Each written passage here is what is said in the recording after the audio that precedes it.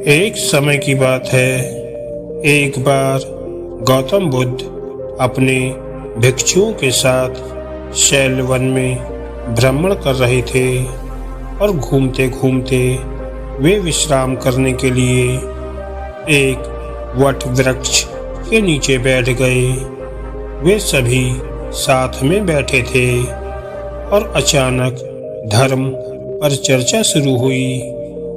इसी दौरान एक भिक्षु ने उनसे प्रश्न पूछा, परमेश्वर, मैंने देखा है कि कई कमजोर और विभिन्न संसाधनों से परे व्यक्ति भी विषम परिस्थितियों को हरा देते हैं और बड़े बड़े कार्यों को करने में सफल होते हैं।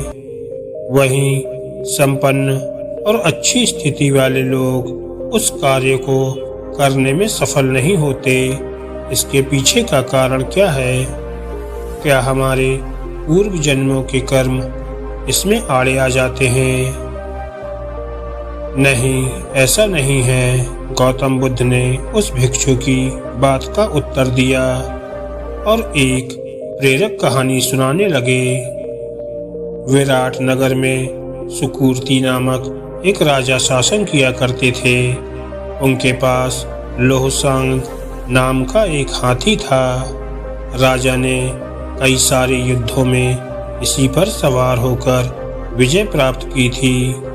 बाल अवस्था से ही लोहसांग का इस प्रकार प्रशिक्षण किया गया था जिससे वह आगे चलकर युद्ध कला में निपुण हो सके। पर्वत के आकार के समान लोहसांग जब सेना का प्रतिनिधित्व करता और हुंकार भरता तो डर के मारे शत्रु की सेना दबे पांव ही भाग जाती थी। जैसे व्यक्ति जन्म के बाद युवा अवस्था से होता हुआ जरा अवस्था को प्राप्त होता है, उसी प्रकार लोहसांग भी बूढ़ा होने लगा। उसका शरीर कमजोर पड़ने लगा और तेज भी समाप्त होने लग गया। वह अब हाथीशाला में केवल शोभा मात्र बनकर रह गया था।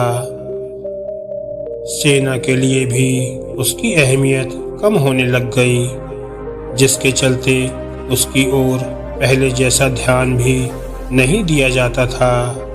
लोहसांग को दिए जाने वाले भोजन की मात्रा भी कम कर दी गई थी।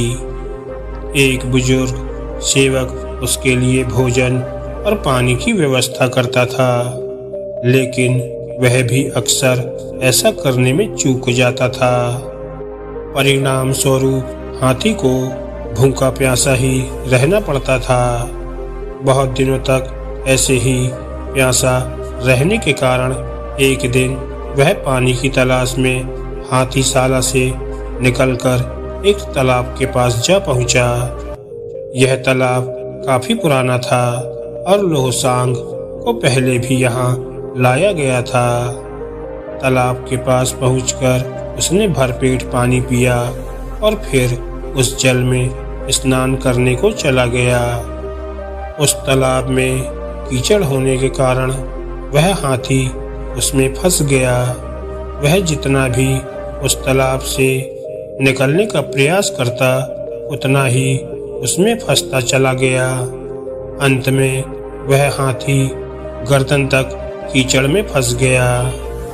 जब राजा तक यह खबर पहुंची तो उन्हें बहुत दुख हुआ। उन्होंने हाथी को निकालने के लिए बहुत प्रयास किए, लेकिन सभी विफल हो गए। उसकी यह दयनीय दशा देखकर वहां मौजूद सभी लोग निराश हो गए। जब एक के बाद एक सभी प्रयास निष्फल हो गए तो एक बुद्धिमान मंत्री ने उपाय सुझाया, जिसके बाद हाथी को बचाने वाले सभी लोगों को वापस बुला लिया गया और उन्हें सैनिकों की तरह सुसज्जित किया गया और युद्ध का वातावरण बनाया गया।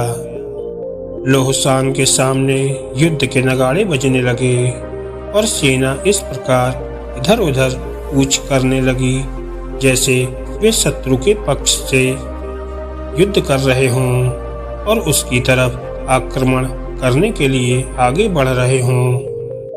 यह देखकर अचानक लोहसांग में ना जाने कैसे जोश आ गया और उसने बहुत जोर से हुंकार भरी।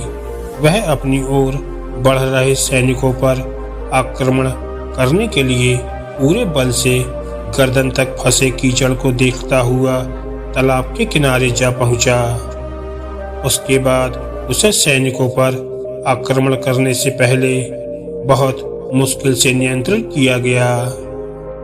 यह कथा समाप्त करते हुए गौतम बुद्ध ने कहा, भिक्षुओं, इस संसार में सबसे अधिक महत्वपूर्ण मनोबल ही है।